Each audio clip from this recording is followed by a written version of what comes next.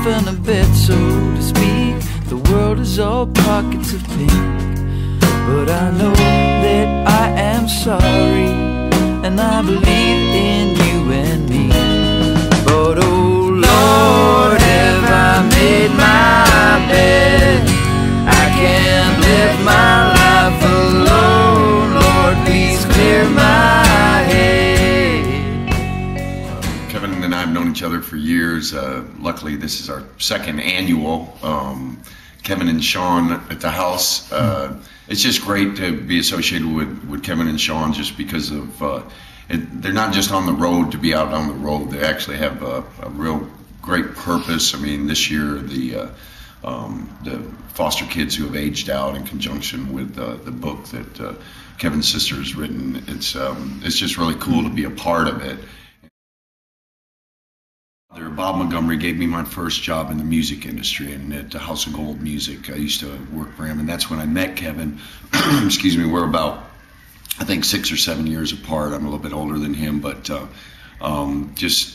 was a completely different time back then in the music industry. The publishing companies were a little bit more tight, and there was a little bit more, I think, of more like a family that was there.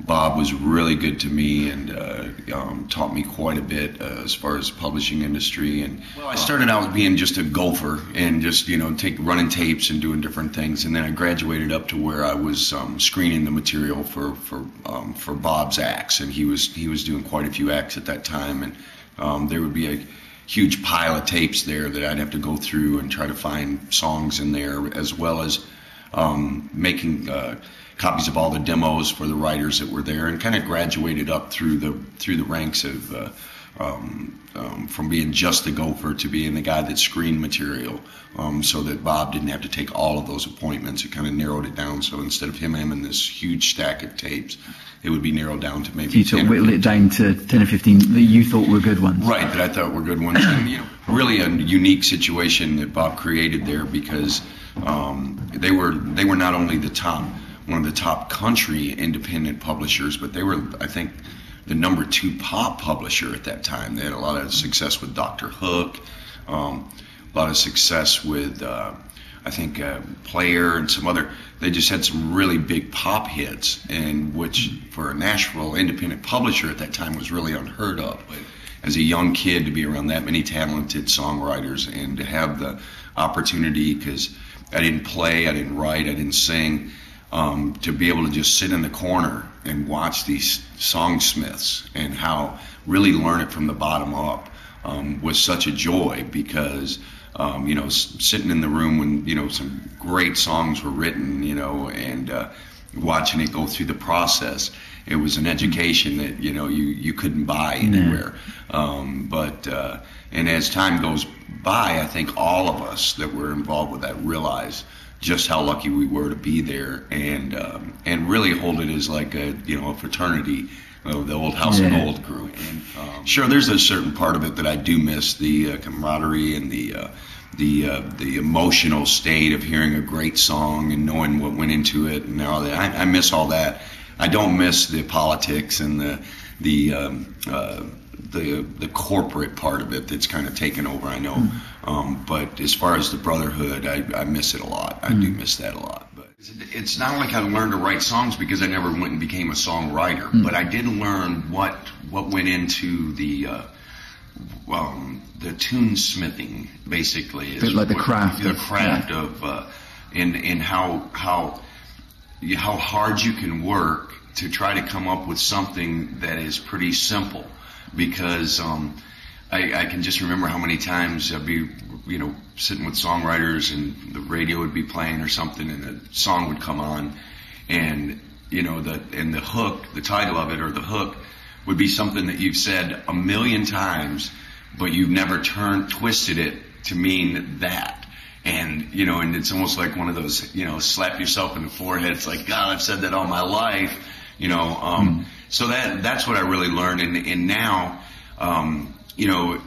for me, when I'm listening on the radio and a new song comes on, and and it's how I used to, when I was a publisher, trying to reflect to my writers, that, you know, when a song unfolds, you know, when from the minute it comes on, it catches you, and all of a sudden you're into that first verse, and it's like, oh, then what happened? It's almost like reading a book. Oh, and then what happened? You know, and you can't wait to get to that next, and then the chorus comes, and then the hook line comes, and you're like, wow, this is incredible.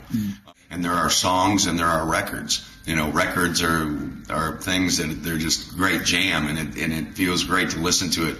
And then there are songs that it doesn't really matter almost what you do with it, whether it's with a full blown the master or the demo or a guitar vocal.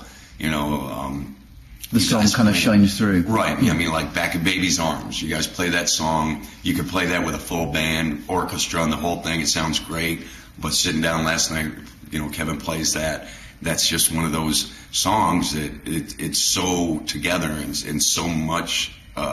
It does have the it factor, and in all age groups. You know, it doesn't matter. I guarantee you, some of the kids that were here last night, today, whether at school, are humming Back in Baby's Arms, and you know, it's what Bob used to call, that's a copyright.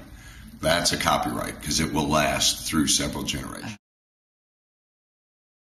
It was all about what do I like, what appealed to me, and which basically comes down to what being an A&R person is, because can you know, it's not necessarily the fact that you love it, but do you think it's something everybody will love?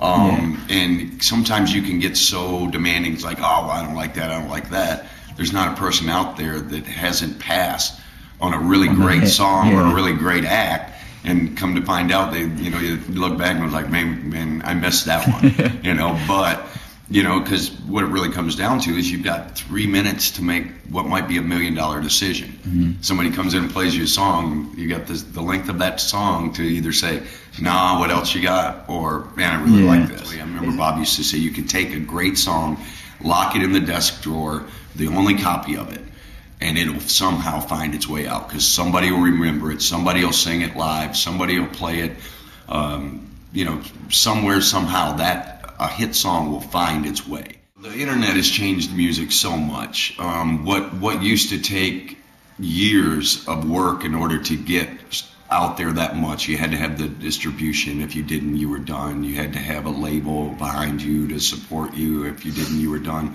All of these things that used to have to be in line to see if it might happen.